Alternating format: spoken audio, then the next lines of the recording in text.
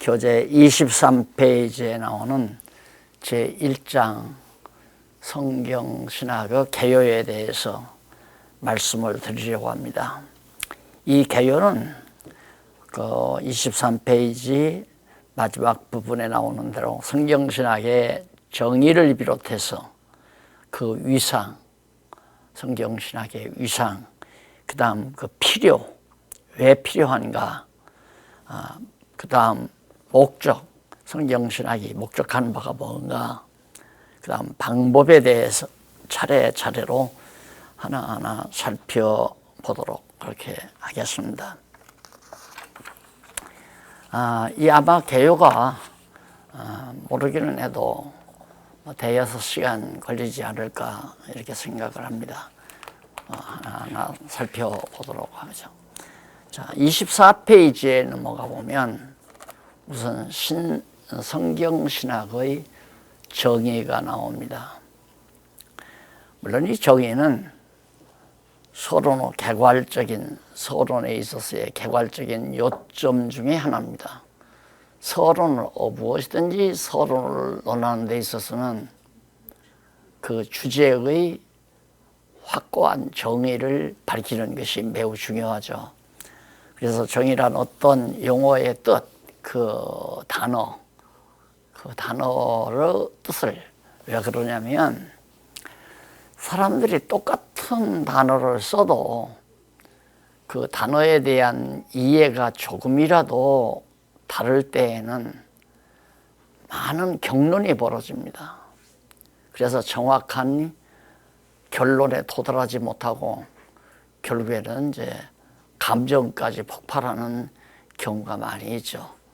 그래서 일단 어떤 이론을 전개해 갈 때는 반드시 확고한 정의를, 내가 지금 쓰고자 하는 이 용어는, 중요한 이 용어는 바로 이런 의도에서 사용한다.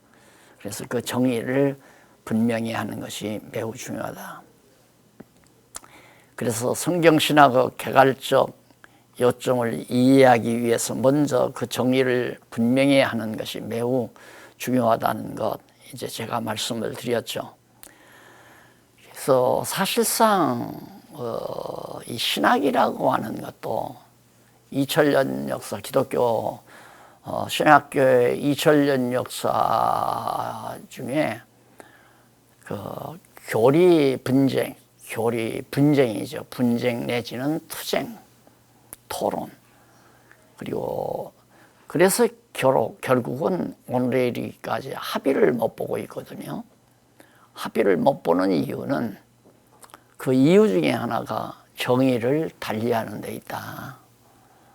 그래서 신학이라는 말에 대한 의미를 정확하게 서로가 같이 이해하고 같이 공감하면서 언어 사용을 해야 되거든요. 그러니까 우리 인간관계에 있어서도 분명히 내가 사용하는 단어가 저쪽에서는 크게 정말 오해하는 결과가 많이 있죠. 특히나 이제 문화권이 다르다가 보면, 예를 들어서 알다, 헬라어에 기노스코라는 말이 있다고 그랬잖아요. 그러니까 헬라 지역에 가서 내가 저 여자를 기노스코한다 하는 말은 엄청난 모욕적이고 성희롱이 될 수 있습니다. 그러나 우리나라에서는 내가 저 여자 알고 있어. 그럼 알고 있다는 말은 무슨 친척이라든가 친구의 동생이라든가 동창이라든가 이런 선에서 우리는 안다는 말을 쓰잖아요. 그런데 헬라 문화권에서는 안다는 것이 아마 남녀 합일, 남녀가 하나 되는, 그 여자의 모든 속속들이 모든 부분을 내가 다 가졌다, 이런 의미와도 같기 때문에 이 용어를 분명히 정의하는 것은 매우 중요하다. 그래야 토론 기간도 짧아지고 격론이 사라질 수 있어요. 격론이.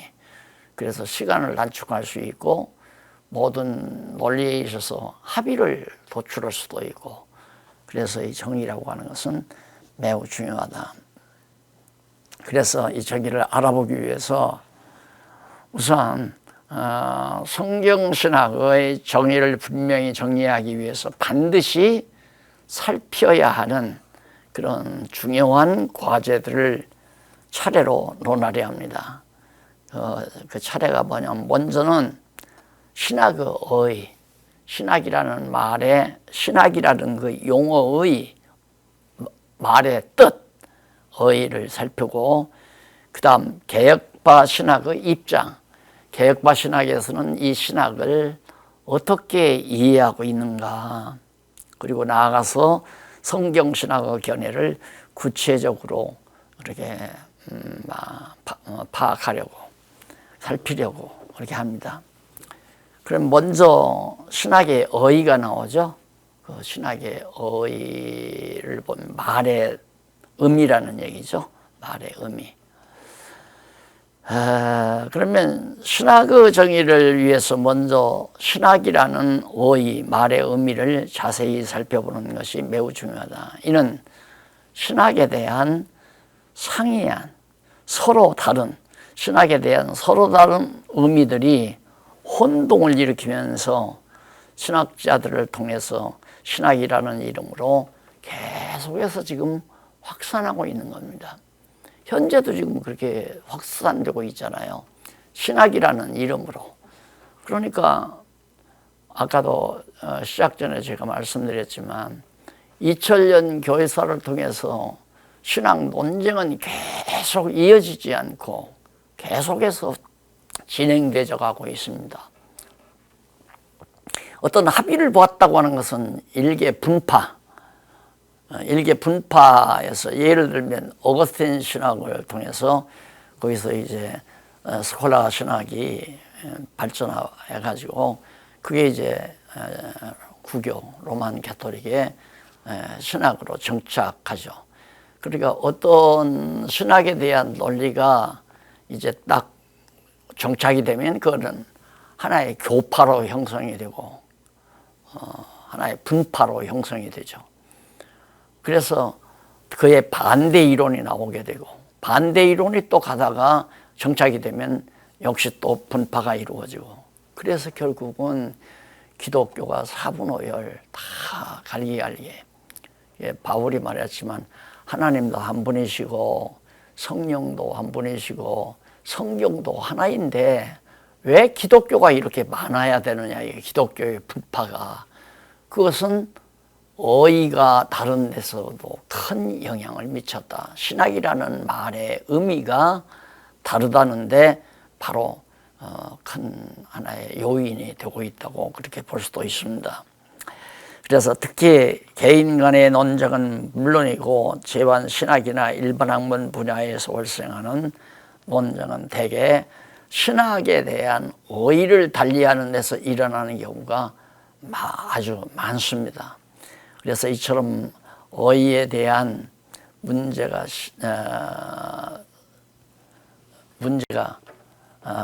아주 심대하고 심대한 학문에서는 더욱 그러한 일이 벌어질 수가 있죠.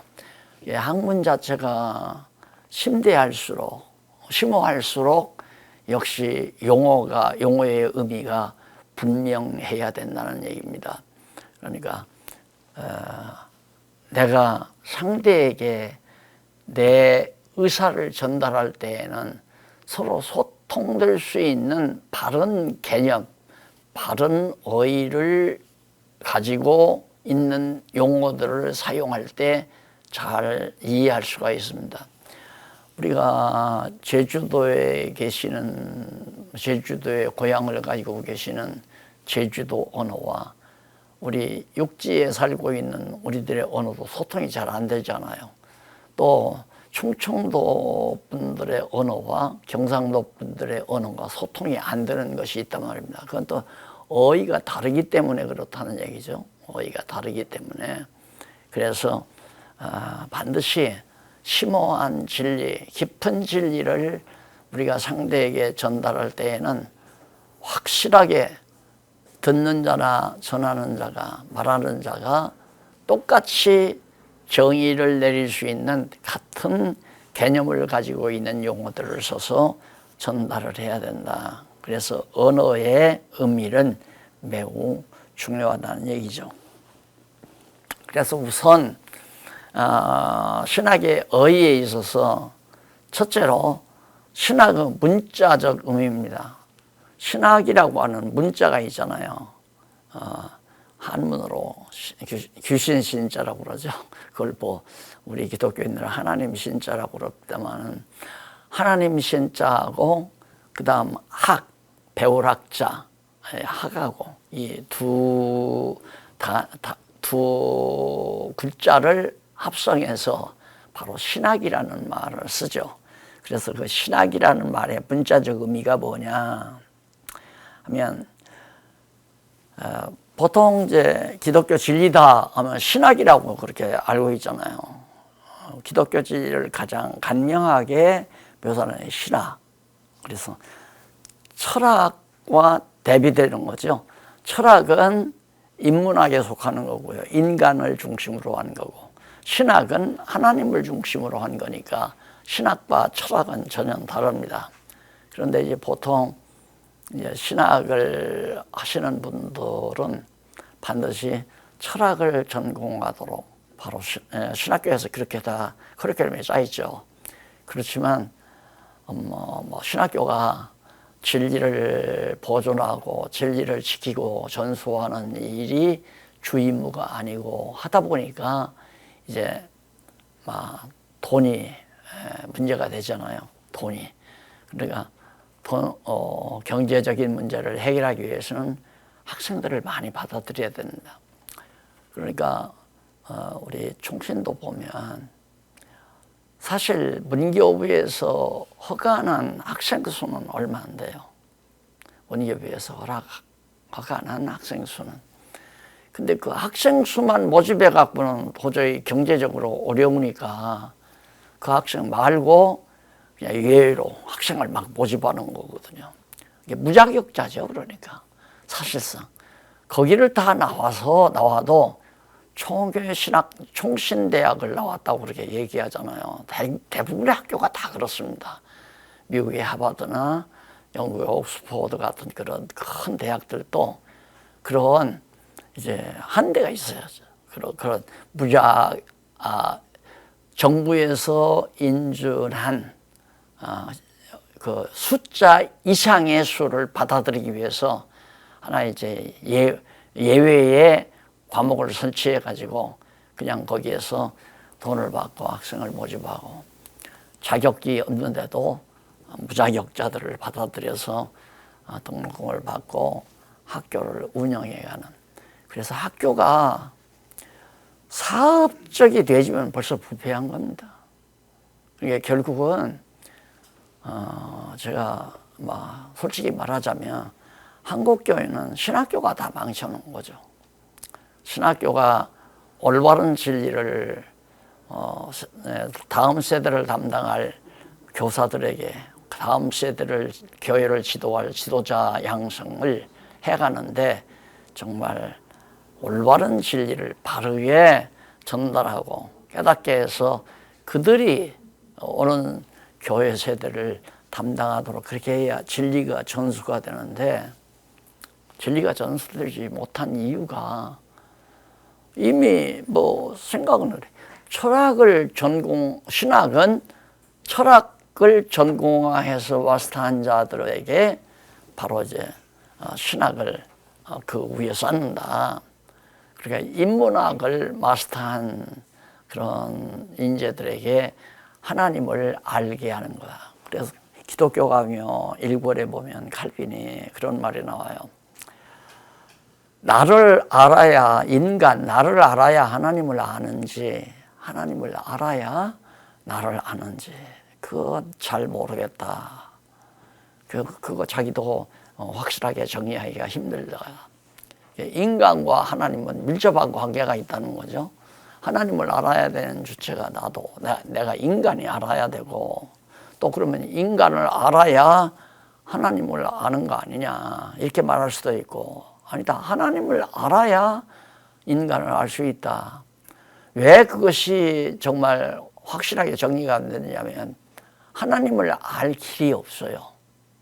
하나님에 대한 정보를 얻을 수가 없단 말이다. 그 정보는 오직 성경에서밖에는 얻을 수가 없는데 성경이 제대로 이제 알지를 못하니까 성경을 이제 완전히 해석하기가 어려웠기 때문에 성경을 통해서 하나님을 치밀하게 안다는 것이 어려운 시대였단 말입니다. 그러다 보니까 하나님을 알 길이 없으니까 나 인간이 무엇인지를 알면 하나님을 알 수 있을까? 아니면 하나님을 알아야 인간을 아는데 하나님을 모르니까 인간도 알 수가 없다는 얘기죠. 인간이 무엇인지도. 그래서 이제 후대 학자들이 적어도 신학 또는 철학을 전공한 자라야 된다. 이게 이제 정규 과정에서 와지는 얘기예요. 역사나 인문학을 한 자들이 이제 신학을 해야 된다는 얘기예요. 그래서 그 신학이라는 말은 하나님에 대한 학문인데 그 헬라어로 데오로기아, 신학이라는 말이죠. 데오로기아나 신학이 데오로기아인데 이 데오로기아는 말씀이라고 하는 로고스하고 데오스, 로고스하고 데오스하고 둘을 합성시킨 거예요. 데오스는 하나님이고 로고스는 말씀 아니에요.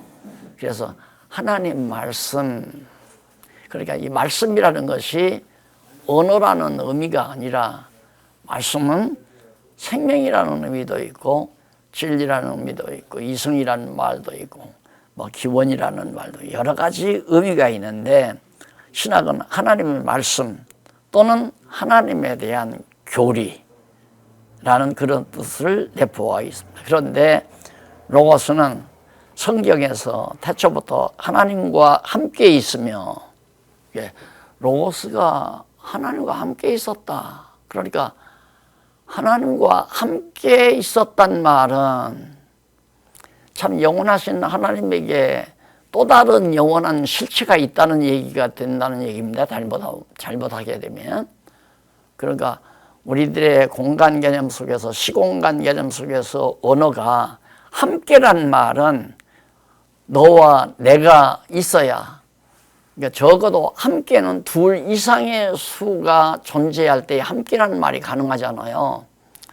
그런데 영원한 세계에서는 둘이니 셋이니 수의 세계가 아니니까 함께라고 하는 말이 합당치 않은 거죠.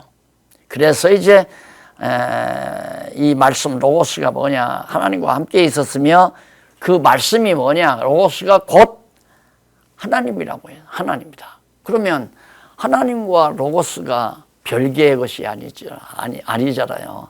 아까 제가 말씀드렸지만 하나님과 말씀이 로고스가 하나님과 함께 있었다 하면 로고스와 하나님은 바로 이분화, 둘이란 말이에요. 그 둘이라야 함께라는 용어가 나오잖아요. 그래서 요즘 제가 이제 같이 동역자들하고 담소하면서 얻어진 정보입니다만은 이 언어학에 있어서 헬라어나 히브리어나 한국어나 영어에 있어서 문장학이라고 하는 것을 도외시하면 안 된다는 얘기예요. 문장학. 그러니까 문장이라고 하는 것은 이제 여기서 나오는 대로 분명히 함께란 말은 우리말로 맞는 번역상 맞는 얘기예요. 번역상 맞는 얘기지만은 문장적으로 이해할 때는 그걸 하나님과 말씀을 별개의 존재로 하여서는 안 된다. 그래서 바로 뒤에서 바로 이 말씀이 곧 하나님이다라는 말이 나오잖아요. 이 말씀이 곧 하나님이다라고 했고, 그리고 모든 것이 그 말씀으로 지어졌다. 천지 모든 만물이 말씀에 의해서 지어졌다. 그 말은 하나님에 의해서 창조되었다는 말이나 말씀에 의해서 창조되었다는 말이나 같은 얘기란 말입니다. 그러니까 결국은 하나님의 말씀, 즉 하나님에 의해서 천지가 지어졌다. 하나님의 말씀에 의해서 지어졌다. 그래서 제가 생각해 보기를 하나님이 작정하신 뜻, 계획, 생각, 하나님의 이성, 그 하나님과 함께 있는, 하나님이 가지고 있는, 하나님이 소유하고 있는 작정, 계획, 뜻, 이성, 이런 개념으로 그렇게 정리를 해 봅니다. 그래서 결국은 하나님의 작정하신 뜻을 따라 천지 만물이 창조되는데 그것이 바로 로고스다. 그래서 데오로기아는 바로 하나님의 말씀, 신학이라는 말이 데오로기아, 데오스와 로고스라는 말의 합성어니까 결국 하나님이라는 뜻 아닙니까? 하나님에 대한 진리, 이렇게 말할 수도 있고요. 하나님에 대한 모든 학, 이렇게 말할 수도 있고. 그래서 이제 거기 보면 따라서 신학이라는 로기아가 단순하게 이해할 수 있는 말이 아님을 알 수 있다. 26페이지. 사실 두 번째 문단 나오죠. 사실 로고스는 그리스 철학에서 언어를 매개로 한 매체로 하여 표현되는 이성 또는 그 이성의 사유라고 그렇게 바로 그 헬라 철학에서 그리스 철학에서 그렇게 말하죠. 로고스란 뭐냐? 로고스란 이성의 사유. 그러니까 옳고 그름을 판단하는 이성적인 사고 능력, 사고 결과, 사유, 유추하는, 생각에서 유추하는 것. 이게 이제 철학적인 용어죠, 이건. 그래서 그리스 철학에서는 그렇게 말하는데, 스토아학파에서는 숙명적 또는 필연적으로 사람을 지배하는 신이라고 그렇게 말했습니다. 그러니까 앞에서 설명한 얘기를 우리가 이해했으면 이 철학자들의 고민을 우리가 알 수 있죠. 어떤 제1 원인을 그 절대자, 신이라고 그렇게 했을 때는 바로 로고스라는 말을 그렇게 하나의 제1 원인자, 신이라는 의미로 로고스를 설명을 한다.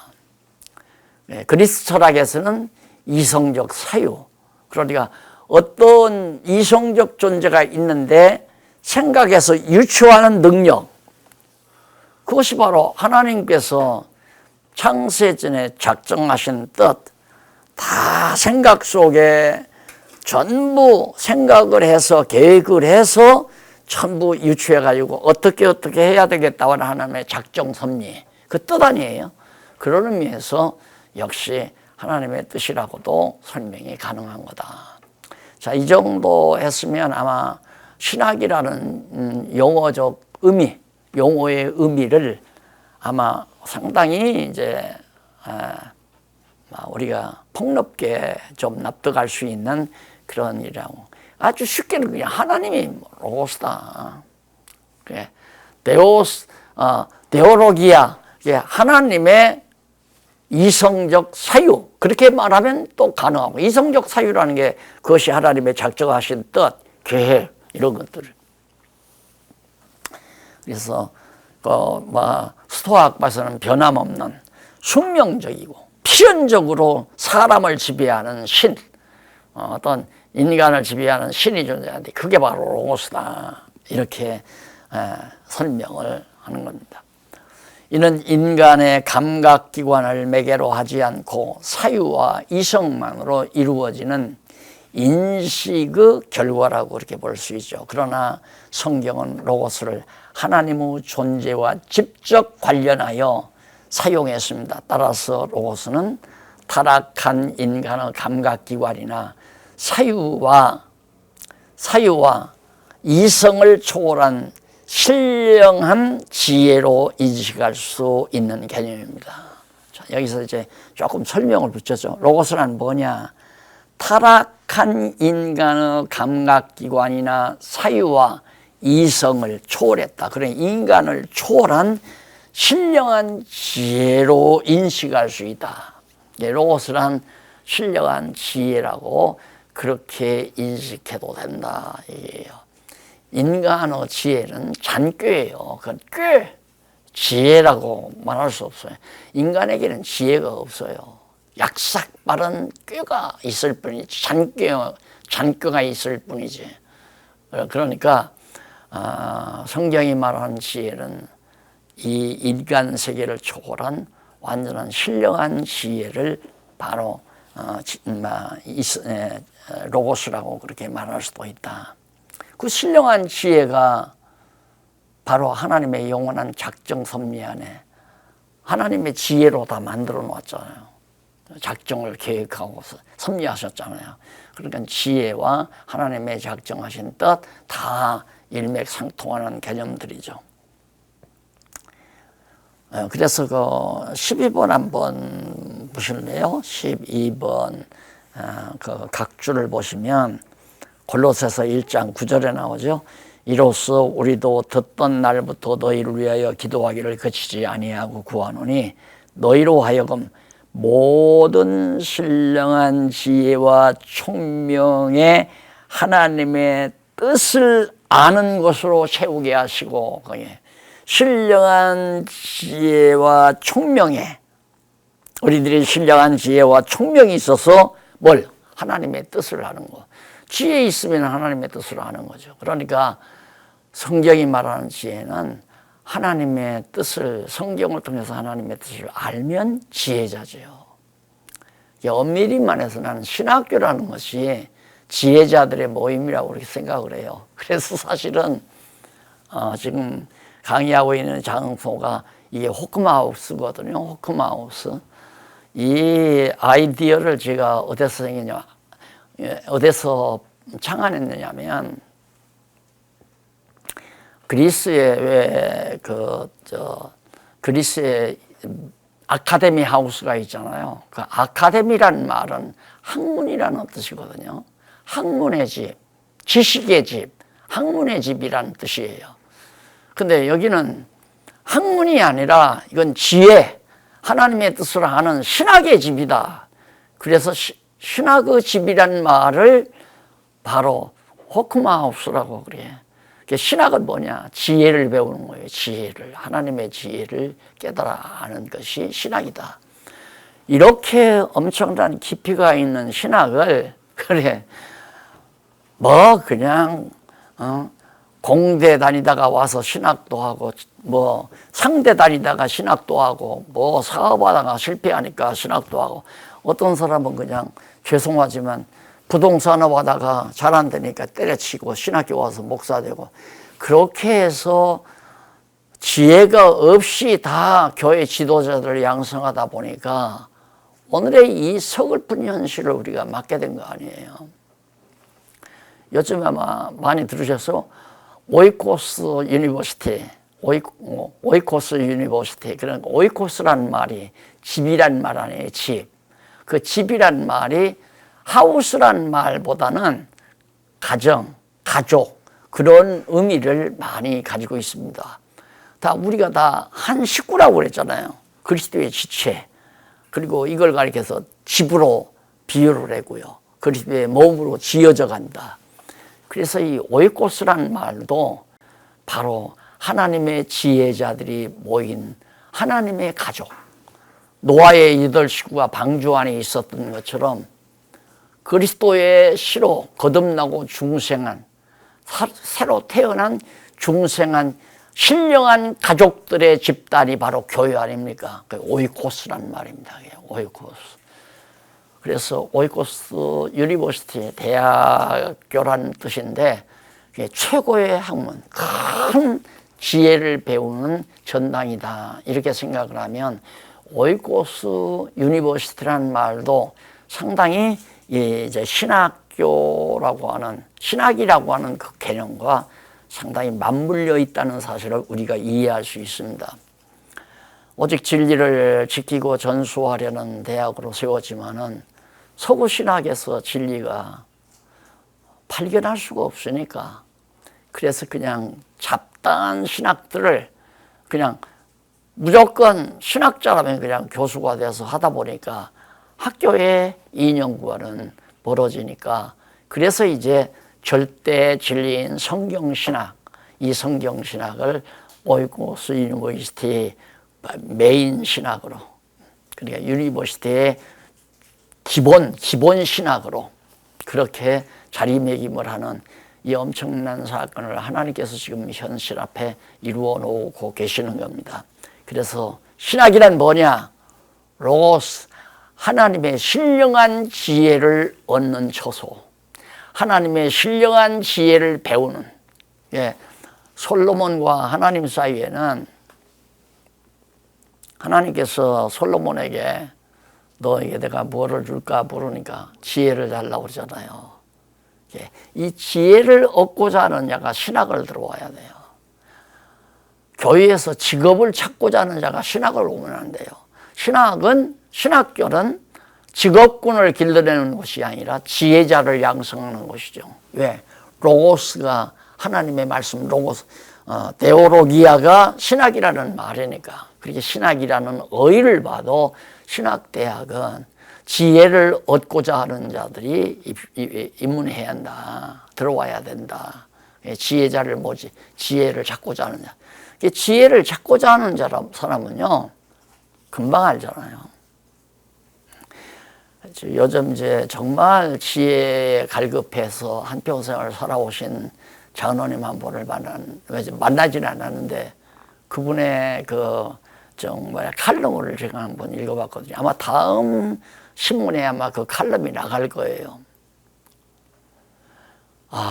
정말 대답이 없는 세상에서 대답 찾기. 해답이, 이 세상에는 답이 없다 이 말이야. 어느 것에도, 철학에도 과학에도 물리학에도 인문학에도 어느 학문에도 답이 없는데 답을 찾을 수 있는 것이 뭐냐면 바로 성경신학 소론을 보고 그 칼럼을 쓰신 거예요. 학자인데, 그리고 큰 교회 장로님이신데, 내가 그 글을 보고 얼마나 진리가 갈급했으면 이 세상의 모든 학문이 답이 없다는 사실을 알았겠습니까? 답이 없다는 말도 모르고 사는 학자들도 많아요. 자기 나름대로 답을 내리고 그걸 가리켜서 답이라고 책을 써서 낸단 말입니다. 답이 없으면 결론이 없는 거 아니에요. 결론이 없다는 말은 소론이 없다는 얘기고, 그러면 책 쓰지 말아야 돼요. 책은 서론, 결론, 본론, 서론, 본론, 결론이 있어야 그게 책이에요. 서론, 본론, 결론이 없고 그냥 본론의 과정적인 내용만 있으면 그건 잡지라고 봐야 돼요. 잡지. 그냥 문서. 그냥 하나의 그냥 견해들을, 각자가 가지고 있는 자기 견해들을 모아서, 그러니까 견해가 모여서 관이 되고, 관이 모여서 이론이 되고, 이론이 모여서 관이 되고, 관이 모여서 학이 되잖아요. 예. 학문이라고 하는 것은 최고도란 말입니다. 그러니까 하나님에 대한 학, 최고 학문이죠. 그건 지식이라고 말해서는 안 돼요. 하나님을 아는 것이 지혜의 근본이라고 그랬잖아요. 지혜예요.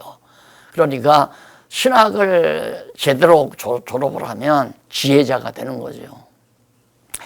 자, 이래서 바로 그 신학이라는 말 자체가 바로 하나님에 대한 놀라운 진리이기 때문에, 그래서 거기 보면 곧 신학이라는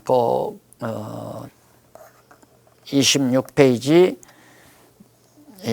한쪽 가를 2번 위에 쪽으로 세 번째 앞부분에 보면 그 신학이라는 용어는 그 자체에 하나님의 유일성과 초월성이 지배적 원리임을 분명히 반영해야 한다는 규범적 개념임을 알 수 있다. 신학이라는 용어가. 왜냐하면 그 앞서 보면 아까 12번 각주 보셨죠? 그 각주 옆에 바로 그러므로 데오로기아는 하나님의 본질, 그렇게 또 말해요. 하나님의 본질이라고 볼 수 있다. 하나님의 본질, 그 하나님이니까 또 하나님의 본질이라고 볼 수도 있잖아요. 그래서 데오로기아는 하나님의 본질 또는 하나님의 본질에 대한 학, 하나님에 대한 하나의 학문이에요. 그러니까 하나님에 대한 학은 내가 아까 얘기했잖아요. 학은 내 견해가 있어요. 견해가 모여서 자기 나름대로의 관이 형성돼요. 관이 형성되면 자기 나름대로의 이론을 전개해요. 이론들이 모아지면 하나의 학문이 돼요.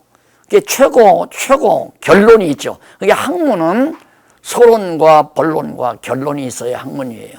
나머지는 이론이에요. 그냥 각자 자기 나름대로의 과정적 이론, 관이나 나는 내 인생관은 이렇다. 그렇게 인생관이 자기 나름대로 만들어낸 거예요. 자기 인생관은. 각자가 인생관이 다르잖아요. 그러나 정확한 인생관은 다 똑같아요. 모든 인류가 같은 거예요. 같을 수밖에 없잖아요. 그래야 진리죠. 그렇기 때문에 데오로기아는 하나님의 본질에 대한 학, 조금 풀어서 설명하면 그것이 제가 말하는 바로 의적, 신학이라는 의의 올바른 뜻입니다. 의. 하나님의 본질에 대한 학. 그 학이라는 말에는 아까 설명해서요.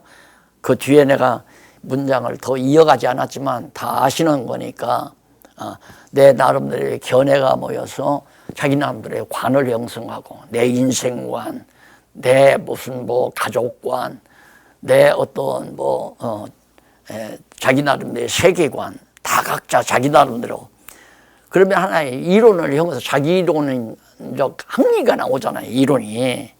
그 이론들이 모아져서 결국에는 학을 만들어내거든요. 그 이론이 서로가 톱니바퀴처럼 맞아 움직이지 않으면 이론이 퍼즐처럼 맞아떨어지면 그건 학을 못 만드는 거예요. 현재까지 학을 못 만들고 있단 말입니다. 그런데 버젓이 학이다 해서 인문학이니 자연과학이니 무슨 우주과학이니 학을 다 붙여가지고 마치 진리인 것처럼 그렇게 과장했지만 없다 그 말이에요. 그런데 이 서론을 읽어보신 장로님은 답이 없는 세상에서 답을 찾기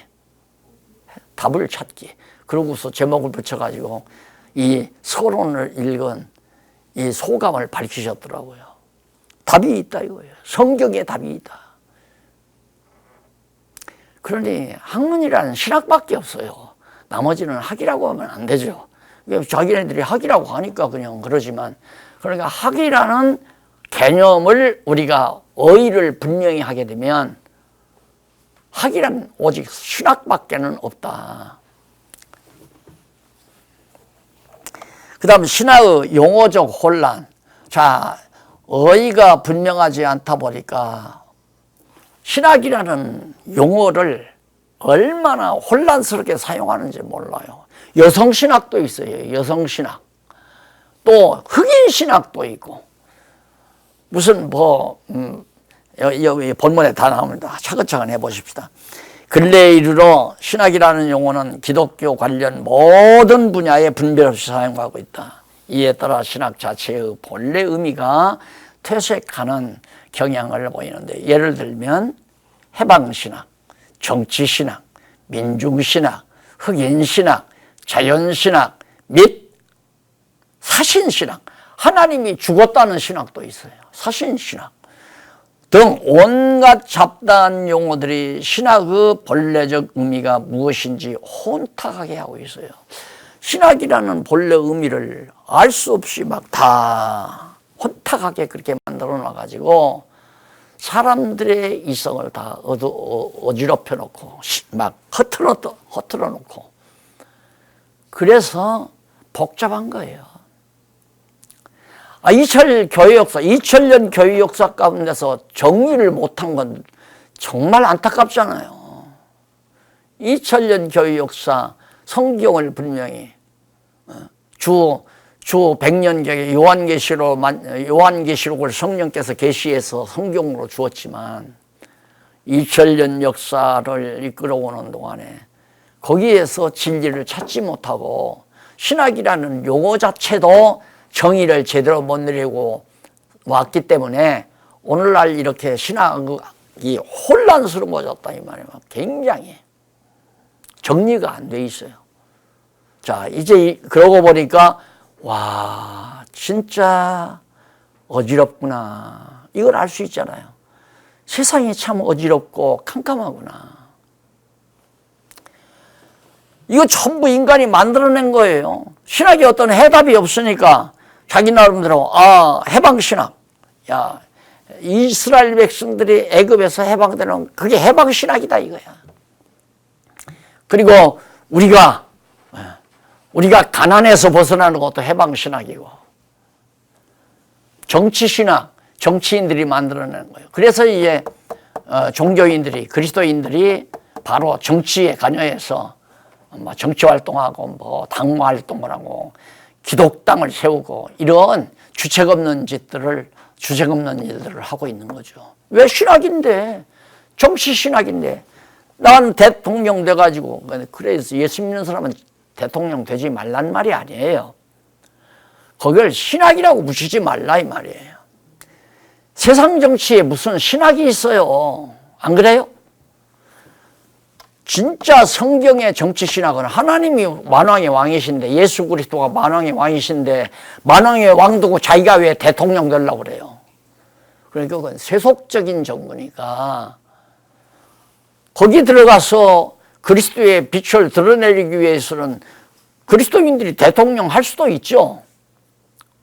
그러나 세상 정치 방법으로 대통령을 한다는 것은 세속화되지는 결과가 되는 거죠. 그리스도 정신으로 대통령 노릇하고, 그리스도의 정신으로 국회의원 노릇하고, 도지사도 하고, 행정요원도 하고, 그리스도의 정신으로, 기독교 정신으로 사업도 하고, 기업도 운영하고, 다 이렇게 돼야 하는 거 아니에요. 핵심이 기독교 정신이에요. 신학대로, 지혜대로, 진리대로 그거죠. 그런데 들어가가지고 완전히 세속 정치에 물들어가서 세속주의자들하고 같이 얽어버려서 성경은 뒷전에 두고 진리는 뒷전에 두고 수단 방법 가리지 않고 정치 행태나 보인다면 그건 추태죠. 있을 수 없는 얘기랍니다. 그뿐만 아니라 사회복음주의 및 종교다원주의 신학, 세상의 종교다원주의, 이게 신학입니까? 종교다원주의가 신학이냐 이 말입니다. 모든 종교가 다 같다는 그런 주장이 신학이냐 이거예요. 이런 데다가 신학을 붙여놓으니까 혼란스럽죠. 사회복음주의, 사회사업 해나가면서 그 사회복음이다. 사회를 복지화하자. 나라를 정말 하나님의 나라와 만들자. 대한민국을 하나님의 나라로 변형시키자. 그건 어리석은 거예요. 대한민국이라는 세속 정치는 그건 세속이에요. 세상 나라. 미국도 세상 나라. 영국도 소련도 중국도 다 세상 나라예요.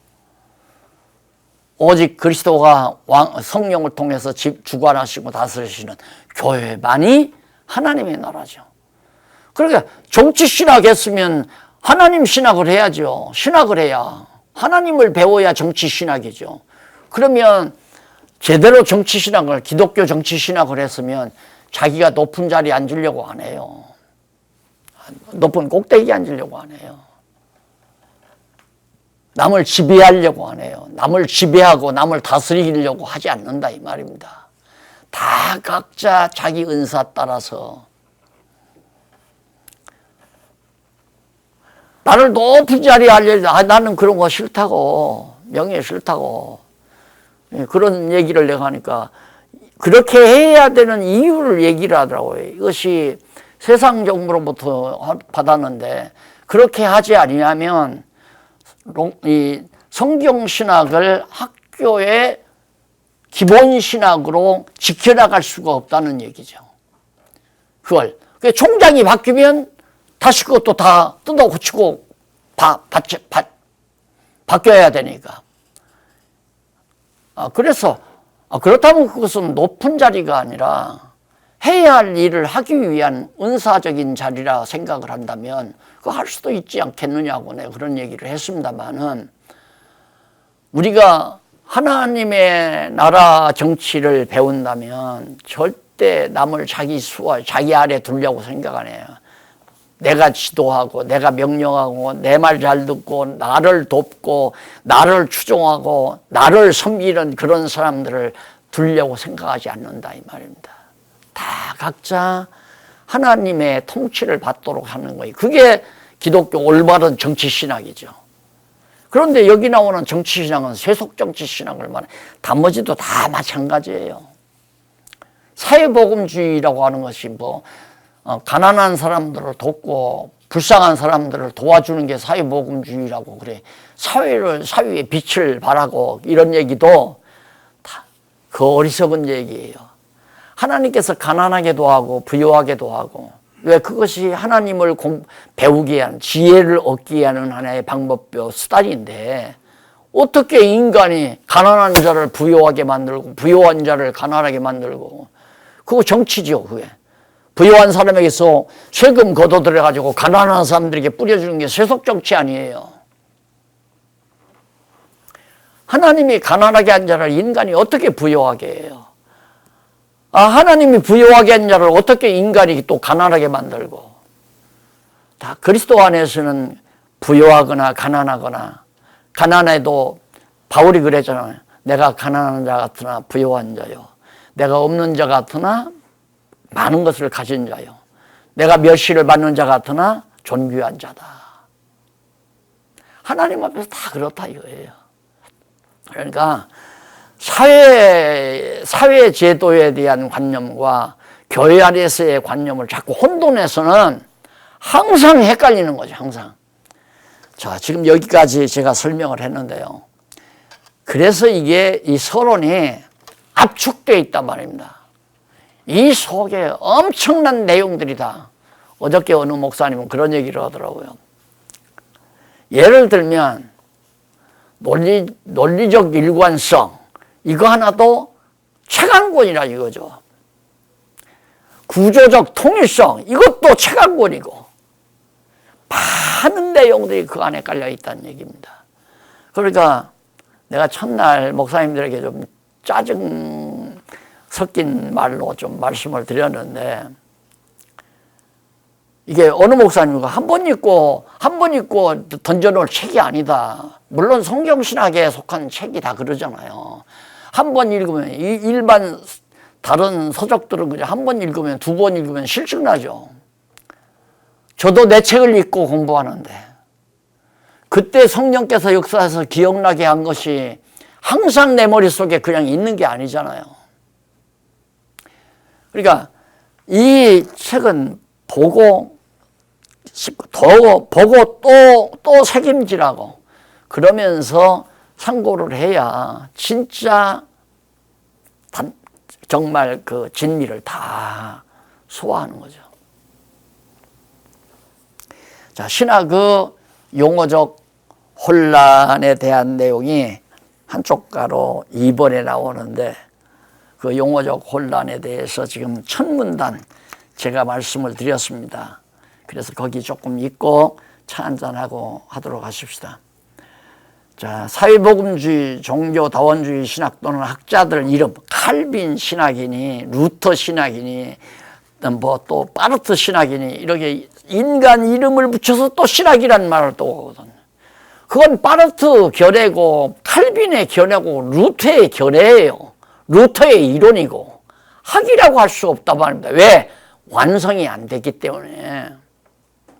자, 이 말 하다 보면 제가 이 강의하기가 좀 쑥스러워요. 나만 옳다는 얘기가 되니까. 그게 나만 옳다는 얘기가 아니라 성경에서 발견해서 정리해 놓은 것이, 성경 자체에서 정리해 놓은 것이 성경신학 아니에요. 그건 내 게 아니에요. 발견만 한 거지. 예를 들어서 내가 지금 강의를 끝나고 정말 밖에 바람을 쐬러 나가다가 계단에서 엄청난 비싼 금시계를 하나, 손목시계를 발견했어요. 그게 내 겁니까? 발견했는데 그게 내 거냐고요. 누가 거기 떨어뜨린 거 아니에요. 주인 찾아줘야죠.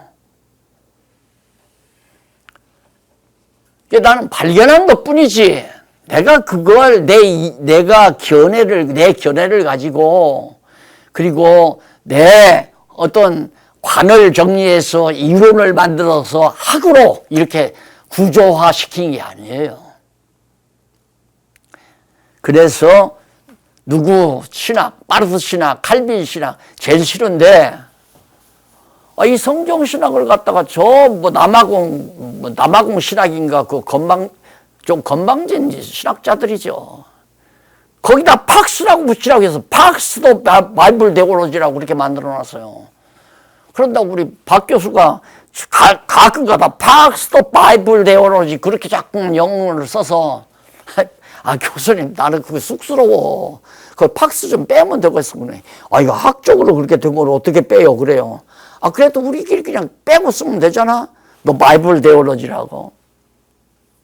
그게 뭐냐면 박용기의 성경신학이라는 얘기거든요. 내가 주인이라는 얘기예요. 내가 제일 싫어하는 얘기면. 그래서 신학이라는 말이 너무 오염이 됐다. 차 한잔 드시면서 생각을 해보시고 그 두 번째 문단부터 다음 시간입니다.